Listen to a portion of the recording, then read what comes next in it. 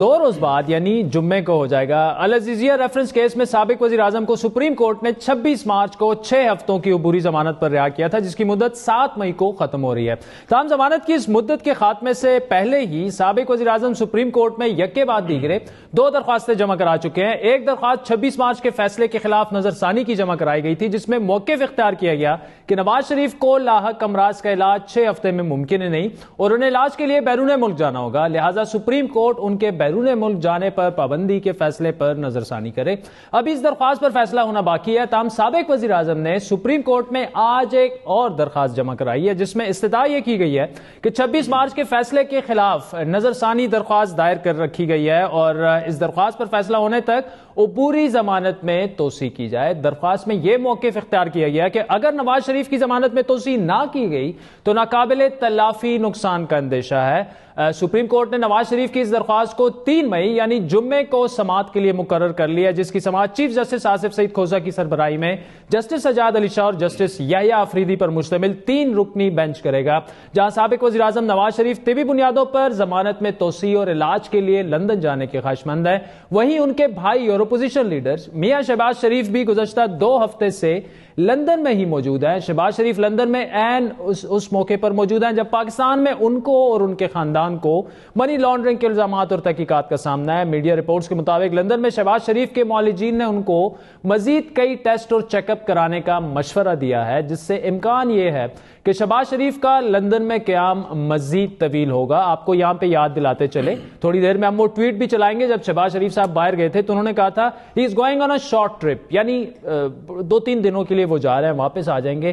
ताम उनके बेटे और पंजाब में अपोजिशन लीडर हमजा शहबाज ये कहते हैं कि शहबाज शरीफ जल्द वापस आ जाएंगे। शहबाज शरीफ साहब अपने इलाज के लिए गए हैं, उन्होंने कैदोबंद की सहूलतें काटी हैं और खुदा के फजल करम से अदालत से सुरखरू हुए हैं।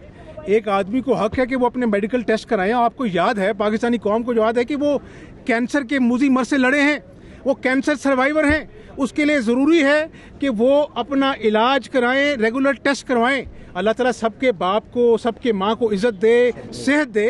तो he is a cancer survivor, उसको हक है कि वो अपना इलाज कराए। वो इंशाल्लाह वापस आएंगे।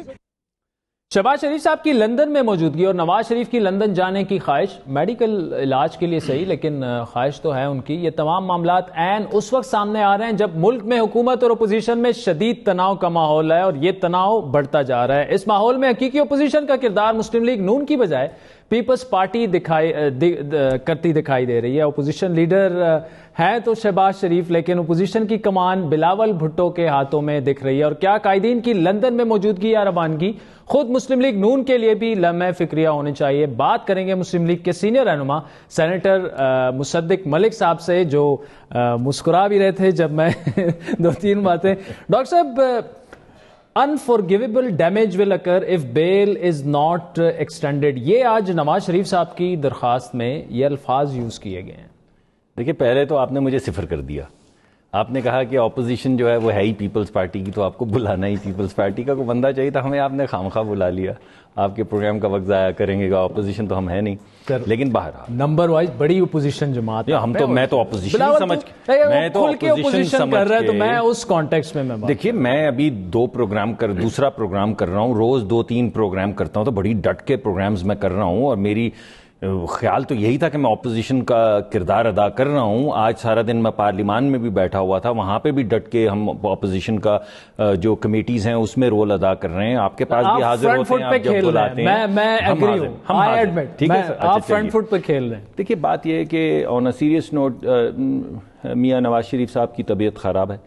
उनको बहुत से आर्जे हैं। उनको दिल का आर्जा है और दिल में 2 किस्म के आर्जे होते हैं। एक होता है कि आपके खून की जो फराहमी है वो रुक जाती है बिकॉज आपकी आर्टरीज ब्लॉक्ड होती हैं। आपको मालूम है इससे पहले 5-6 उनको स्टंट लग चुके हैं, 2 मरतबा उनका कॉरोनरी बाईपास ऑपरेशन हो चुका है, जिसमें एक दफ़ा उनकी दिल की शरेआन जो थी वो फट भी गई थी ऑपरेशन के दरमियान में। तो एक बड़ा मुश्किल सा केस है। دوسرا جو بیماری ہے وہ ہوتی ہے آپ کو جو سگنلنگ جاتی ہے, جو الیکٹرک سگنل جاتے ہیں جس کی وجہ سے ایرتھمیا ہوتا ہے اور سڈن کارڈیک ڈیتھ, یعنی فوری طور پہ آپ کے دل کی الیکٹرانک سگنلنگ کی وجہ سے آپ کا انتقال خدا نخواستہ ہو سکتا ہے. ان کو دونوں اس وقت جو عارضے ہیں وہ لاحق ہیں. اس کے علاوہ ان کو جو کڈنی کی تکلیف ہے وہ سیکنڈ اور تھرڈ سٹیج میں پہنچ چکی ہے. کیروٹیڈ آرٹریز جو دماغ کو سپلائی کرتی ہیں وہ آرٹریز بھی بلاکڈ ہیں. تو اس وجہ سے یہ کہا گیا ہے کہ اگر خدا نخواستہ میرے منہ میں خاک, اگر کوئی یہ سگنلنگ کی وجہ سے کوئی irreparable ڈیمیج ہو جاتا ہے ان کی صحت کو یا ان کی زندگی کو, اللہ نہ کرے, تو پھر تاریخ تو اس کو ایک خاص زاویے سے دیکھے گی. تو وہ irreparable ڈیمیج کلینکل ہے. اس کو یہی بتانے کی کوشش کی گئی ہے کہ بڑی سنگین ان کی اس وقت جو حالت ہے اس کو مد نظر رکھتے ہوئے. ڈاکٹر صاحب ایسی سنگین حالت میں تو کوئی بھی ایسا شخص جو ہے وہ بڑے رہنما ایک بڑی جماعت کے وزیر اعظم رہے ہیں, کئی بار پاکستان کے ہم سب کے لیے اہم ہیں تو وہ علاج شروع کیوں نہیں کروا لیتے یہاں تک؟ جب تک یہ فیصلے ہوتے ہیں تو یہاں سے کم از کم شروع تو کروا لیں. دیکھیے اس کی جو بڑی وجہ ہے کہ اس وقت انہوں نے آغا خان ہاسپٹل یونیورسٹی سے بھی رجوع کیا ہے, خود ان کے معالج بھی دیکھ رہے ہیں, کچھ ایک اور ہسپتال کا نام چل رہا تھا وہاں سے بھی انہوں نے اپنی تمام تشخیص کروائی ہے. اور ڈاکٹرز اس وقت گھبرا رہے ہیں. ڈاکٹرز کا خیال یہ ہے کہ جتنی کمپلیکیٹڈ سچویشن ہے بہتر یہ ہوگا کہ وہ تمام عارضوں کو, اگر وہ ایک دفعہ جس کو انجیوگرافی کہتے ہیں, اگر وہ دل کی آرٹریز کے اندر چلے جاتے ہیں اور کوئی ایسی چیز ہے جو وہ نہیں ٹھیک کر جن کی ٹیکنالوجی نہیں ہے یا نہیں کر سکتے, تو پھر اس کو واپس کھینچ کے لانے میں جو آپ یہ کہہ رہے ہیں پاکستانی ڈاکٹرز گھبرا رہے ہیں ان کا علاج کرنا. جی ہاں, دیکھیں نا جو عدالت میں تمام عدالت میں جو وہ تمام جو میڈیکل ان کے سرٹیفکیٹ اور ڈاکٹرز کے اوپینین جمع کروائے ہیں وہ عدالت دیکھے گی, اور اگر عدالت دیکھے گی کہ ایسا نہیں ہے تو وہ ضمانت نہیں دے گی, نہیں جانے کی اجازت دے گی.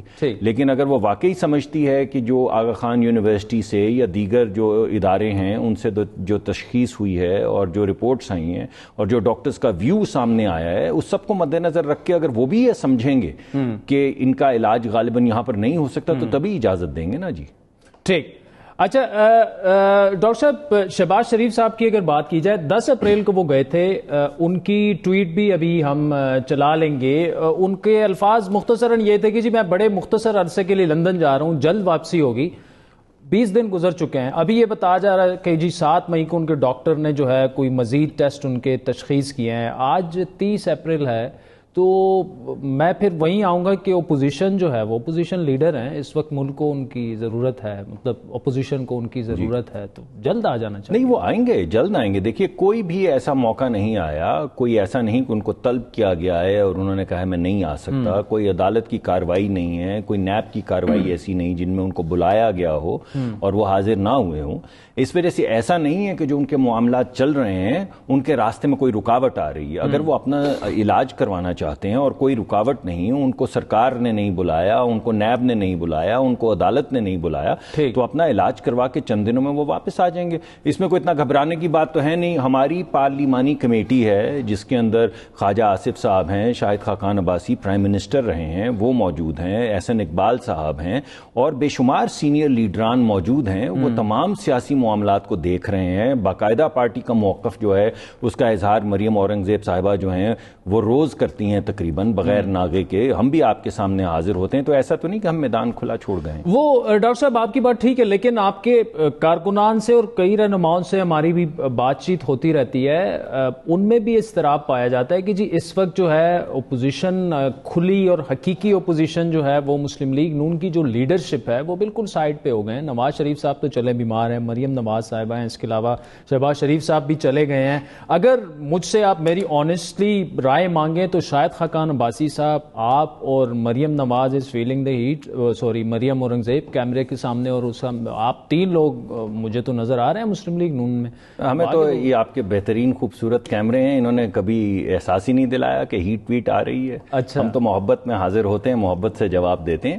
لیکن ایسا نہیں کہ کوئی خلا چھوڑ دیا گیا ہے. میں نے اسی وجہ سے تمام لوگوں کے نام لیے ہیں. ابھی پرسوں پارٹی کی میٹنگ ہوئی, 7 8 9 نکات کا ذکر ہوا حکومت کے حوالے سے, وہ پیش کیے گئے, سوالات پوچھے گئے. ہم اسمبلی میں بیٹھتے ہیں, سوالات پوچھتے ہیں. جب ہماری کمیٹیز ہوتی ہیں اس میں بڑی سخت کارروائی ہوتی ہے اور ہم بھی تحقیق کر کے جاتے ہیں, دیگر پیپلز پارٹی کے لوگ بھی آتے ہیں. تو میں نہیں سمجھتا کہ کوئی ایسی بات ہے کہ حقیقی, مجھے نہیں معلوم. اگر آپ یہ سمجھ رہے ہیں کہ ایک پریس کانفرنس اگر زیادہ کر لی پیپلز پارٹی نے اور اس کو آپ کہہ رہے ہیں اس وجہ سے حقیقی وہ اپوزیشن ہے, تو ہو سکتا ہے آپ کی بات ٹھیک ہو. انہوں نے کی تو ہے, لہجہ بلاول نے اپنایا ہوا ہے on different issues. لہجوں کی جنگ اور ہے, کیونکہ شہباز شریف صاحب لہجہ اور سٹانس سر ڈیفرنٹ ایشوز پہ. سٹانس تو ہمارا بھی وہی ہے, لہجے میں فرق ہے.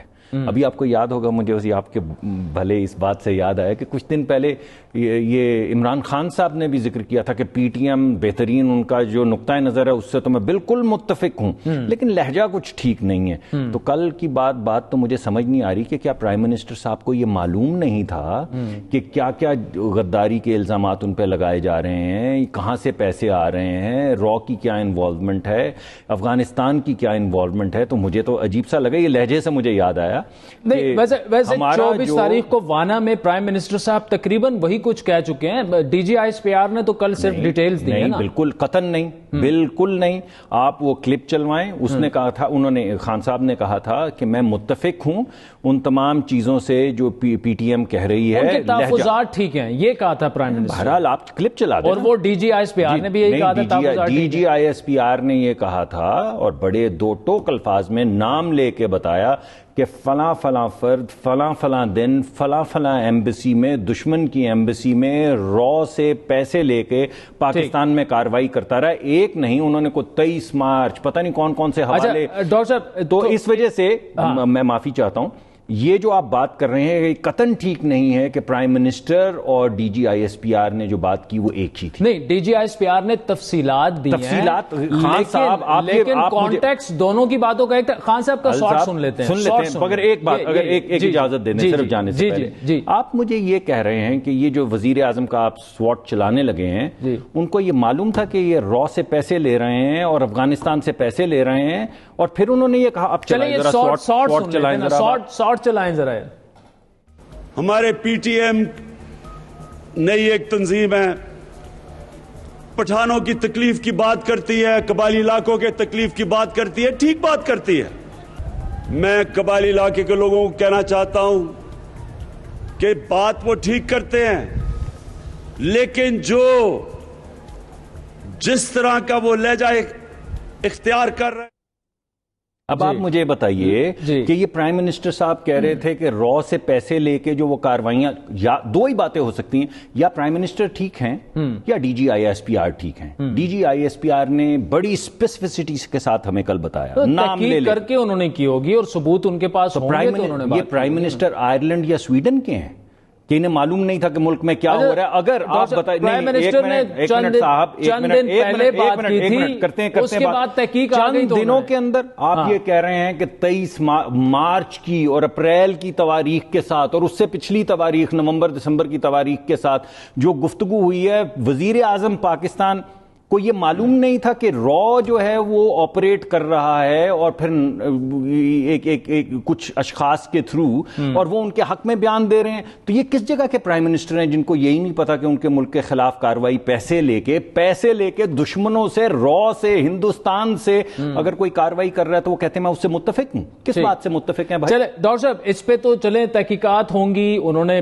D G I S P R نے کہہ دیا, تو سامنے آ گئی. میں تو آپ کو یہ کہہ رہا ہوں اب کاروائی ہونی چاہیے. جب D G I S P R ایک ریسپانسبل آدمی, جب وہ ایویڈنس پبلک کر دیتے ہیں نام لے کے اور کہتے ہیں یہ ہے, انہوں نے یہ نہیں کہا کہ ہم تحقیق کر رہے ہیں, انہوں نے کہا کہ یہ تمام ایویڈنس ہے, اس کا جواب دیا جائے. تو میں یہ کہہ رہا ہوں کہ آج وہ جو ہمارے انٹیریئر منسٹر ہیں, آج انہوں نے کیا کاروائی کی اس ایویڈنس کی بنیاد پہ.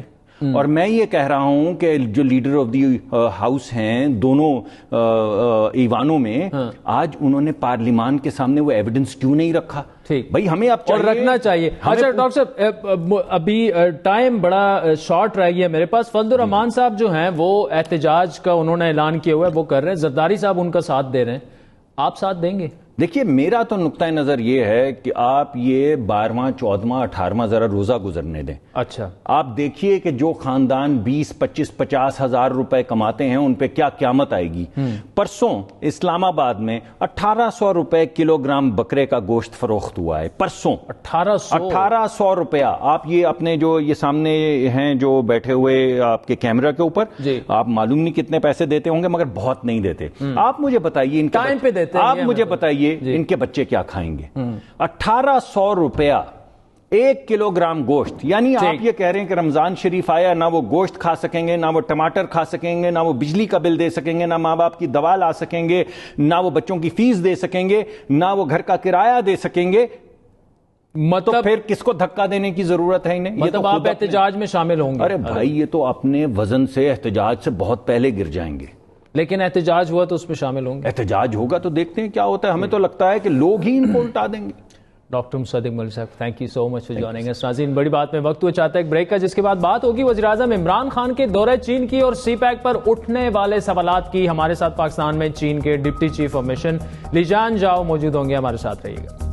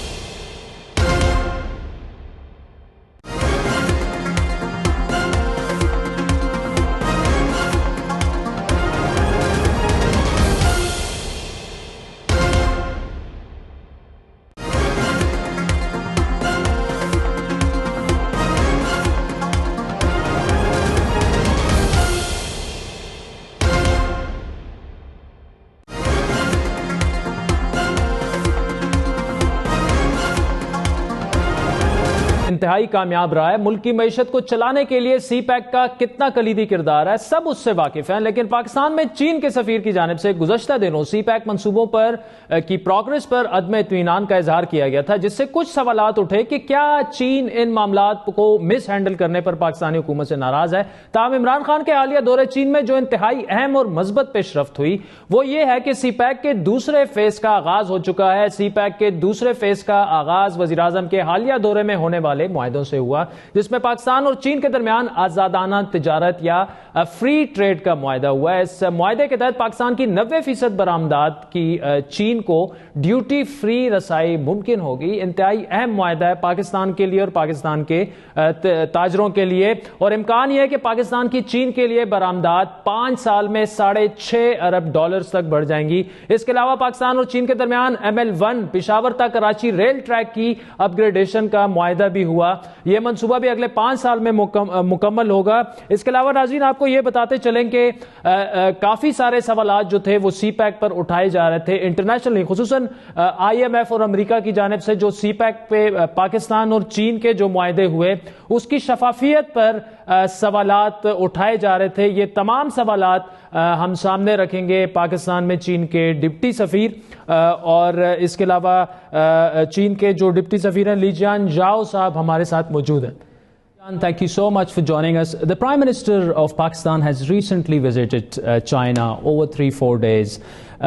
Can you tell us a bit more about the visit? And I'll take you back to Chinese ambassador's statement not long ago in Lahore that China was not really happy with the progress of the CPAC project. So are you happy right now? And what was all that statement about? Yeah, I think the ambassador was referring to the change of government because of the election. So maybe there is a little bit slowdown of those projects. But generally speaking, under CPAC we have over the last 6 years we have 22 projects. Among these 22 projects, about 11, half of them, they have been already completed. And 11 projects are under construction. Right.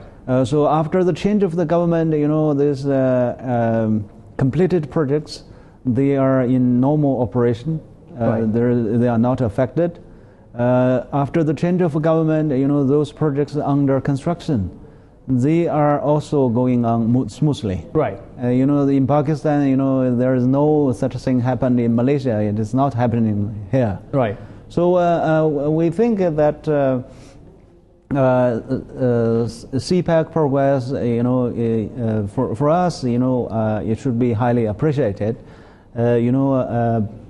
CPAC also is a major pilot project under the Belt and Road Initiative. All we see is a flagship program project. So during the Prime Minister's visit to China this time, he mainly he was invited to attend this multilateral event. We call it the Belt and Road Summit. Yeah. For this summit, we invited about 40 heads of states, governments, or international organizations. He made a very good speech because he was invited to make a speech not in the first session or second session or third session. He was speaking in the inaugural session. Yes. That is because because of CPAC and because of the special relationship between China and Pakistan.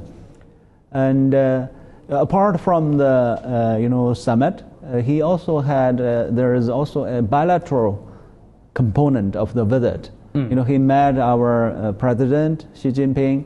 He also met Prime Minister Li Keqiang. Both of the prime ministers witnessed the signing of quite a number of bilateral MOUs. So Lijan, just to summarize, Chinese government is not concerned about the CPEC progress anymore as you were in the past, a few months ago? Yeah, I think, during this visit, I mentioned, we have signed quite a number of, deliverables or documents, joint documents. I can mention a few. Number one, we signed this second stage of free trade agreement. Yeah. This is, an upgradation of the old version. Pakistan was among the first countries which signed, free trade agreement with China. Yes. Now, more than 10 years have passed, so we try to, update this agreement. So according to this agreement, it is very much in favor of Pakistan. China has committed to offer 90% of our market share at zero tariff. This is in terms of volumes of trade. Right. In return, we only asked from Pakistan that 65% of our goods to enter Pakistan. Right. So, Lijan, this free trade agreement, we really appreciate that China has done this for Pakistan, but what I want to understand, the trade deficit between the two countries right now, it's almost touching $18 billion. So how are we going to reduce that? What can China do to help Pakistan in reducing, because this is $18 billion is a significant amount, and the MOUs that we have currently signed, it's $2 billion. So we will still stand at $16 billion trade deficit between the two countries. Yeah, I think, number one, I think Pakistan should use this free trade agreement well. Because, China has committed this to you, but your, businessmen, your industries have to, use it well, use this policy line very well. In your favor. Even if they use it well, we are going to be benefited only by probably $2 billion. You have included 313 items in the FTA. Will you think about, adding more items to FTA in the near future? Yes, I think you mentioned this 313 items. These are mostly, those agricultural products. For example, this cotton yarn. This is a special arrangement for Pakistan. China has never given this cotton yarn import to any other country. Right. So Pakistan is the only exception. So this is 313 products. It is very much in favor of Pakistan. I think Pakistan in the past, you mostly you are targeting American, UK, Middle East market. The Chinese market has been for a long time neglected by Pakistan. I think, for example, I give you one example. China offered Pakistan the clearance of exports of mango and quinoa, citrus, for Pakistan to enter the Chinese market. But up to now, you can see only very, small volume of export, of mangoes and quinoas to China. We all know that Pakistani mangoes, quinoas are world famous. Yes. But simply you are sending this to UK, to Kuwait. But just imagine, if every Chinese buy one piece of mango or one piece of quinoa, how much how much we might have to import mangoes to Pakistan then. Okay, so Lijan, Chinese investments in Pakistan. We've been hearing that a lot of Chinese are interested to invest in Pakistan. What are your concerns? What are the obstacles? What does that Pakistani government do to encourage more Chinese investors to come and invest in Pakistan? One window operation, or what are the current obstacles? Yes, I think this, Pakistani government is trying its best to provide, a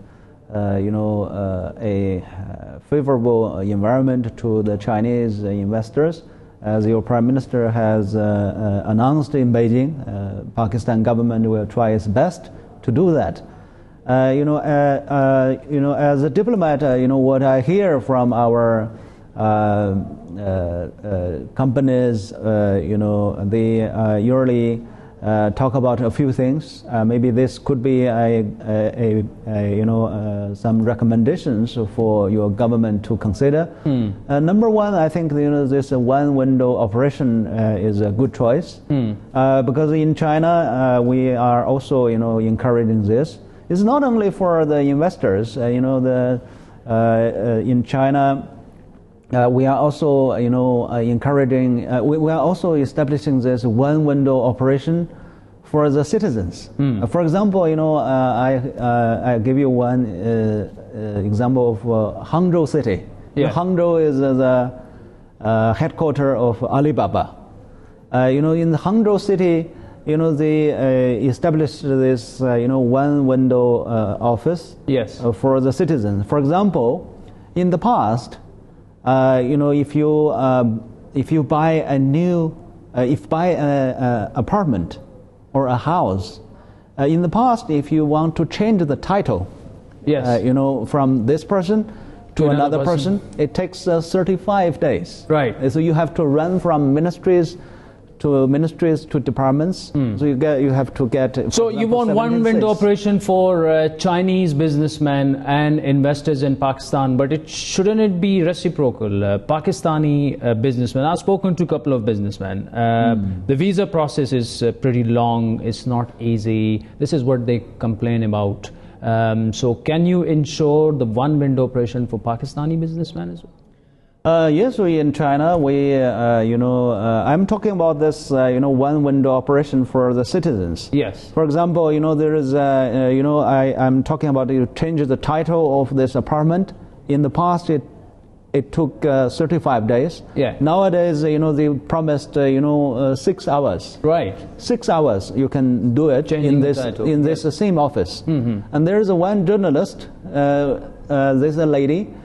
She bought one apartment. She went there, and it took her only 4 hours to complete that. Right. It's even earlier than the here So it's not only for the investors, but also in many cities they are doing this for common citizens. So here for Pakistan, I think if you can follow this kind of practice, for example, in China now, if you open up a business. A company, it takes about 6 days. But in Pakistan, you can check your number. It is much longer. Right. And if you can, for example, if you start one business, it takes, for example, 30 sales. You need to go to 30, for example, ministries, just to put these 30 ministries in one room. Then, it can be done very quickly. Right, okay. Lijan, before moving on to a couple of very key policy questions, Pakistan is dealing with IMF right now, and United States has been asking for transparency of CPEC agreements between China and Pakistan. Do you think it's transparent enough, and what's your thoughts about that? Yes, I think CPEC is between China and Pakistan. We have been discussing with each other about those projects. The list of these projects, it's not imposed from China unilaterally. Right. It is mostly proposed from the Pakistani side. Right. As you can see, these CPEC projects, mostly they are in Pakistan. They are not in China. So it's mainly to help Pakistan to develop your economy, to develop your infrastructure, and to build more power plants. As the name suggests, this is China-Pakistan economic corridor. This is, this project is economic in nature. So this is, not targeted against a third country or Right. third party. So there is nothing, hidden, in this CPAC project. As you can see, you can check our website of the embassy. Right. You can check the website of the Ministry of Planning. There is also, some think tanks. They are devoted to CPAC So it's the research. agreement between the two countries. It's not anybody else's concern, any third country. Actually, those information on CPAC, they are very much available on the internet. Right. So even the U.S. researchers, they can easily get Access those that. have access to those information. Right. Yeah. Lijan, couple of serious allegations around alleged persecution of Muslim in China, especially Western Xinjiang region. A UN committee heard that up to 1 million Muslims are detained and they've been forced for re-education programs, and this topic has been discussed widely in the world press and also in Pakistan, because it's a majority Muslim country and we are always concerned about Palestine and wherever Muslims are persecuted. So what's going on with the Muslims in China? Actually, this is totally there is a Western propaganda against China. In the past, in Xinjiang, we suffered from a lot of terrorist incidents. I heard that since the 1990s. Almost, there have been about 400 terrorist incidents on average every year. So recently, this affected, the economic development of Xinjiang and the common people's life. So in the recent 2 years, we have, adopted some measures, including, we established these schools. We call it vocational educational training centers. Right. Basically, this is, for those people who have already, their thinking has been already affected by those extremists, terrorism thinking. So in China, Muslims are free to live according to the teaching of Islam? Yes, of course. Yes, this. They're free to go to their mosques? Of course, in Xinjiang, maybe we have more than 24,000 mosques in Xinjiang alone. So it's almost every 400 people. Right. They have one mosque.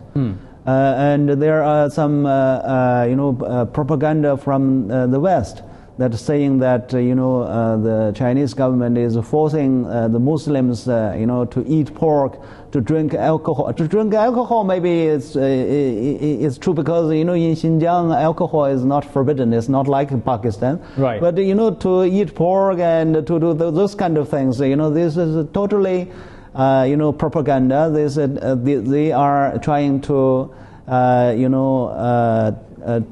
create Right. differences between China and Pakistan and the other Muslim countries. I have very little time left, but two key questions. There are also growing concerns about Chinese men coming to Pakistan, marrying Pakistani women, and then those Pakistani women disappear in China, and then they're being used, I don't even want to quote it, as sexual slaves, etc. And, what's the Chinese government official, say about this? What's your official version about this? Again, this we from the embassy, we are paying a lot of attention to this issue. There is nothing wrong. This marriages between Chinese and Pakistanis. This is a good thing. This is, I think, because of a closer. Political and economic relations, people-to-people relations between the two countries. I think, they are, a small group of people.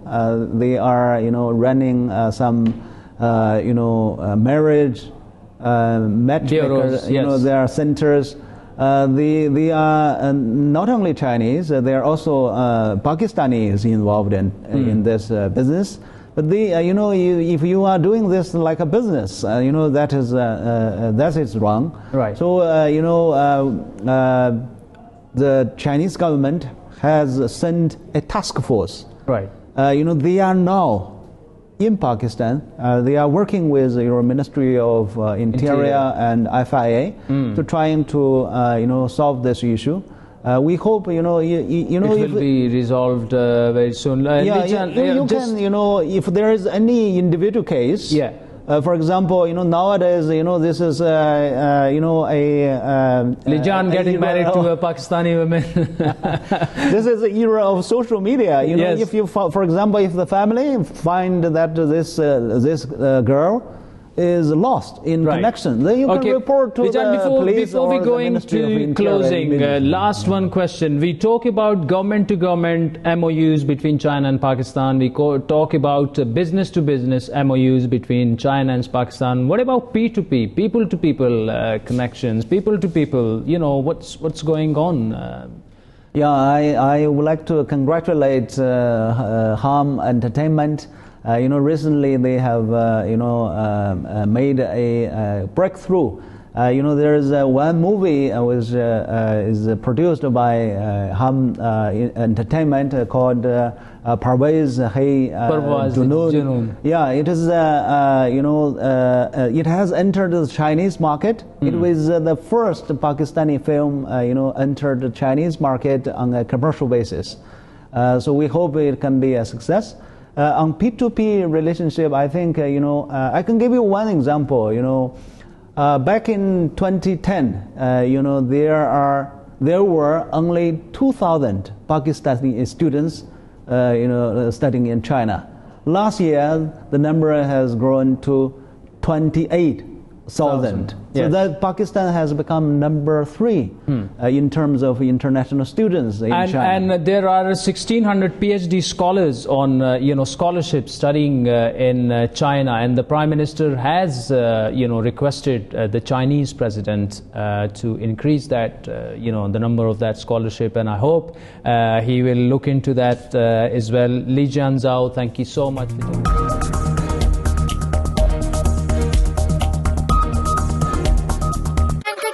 कैसा है?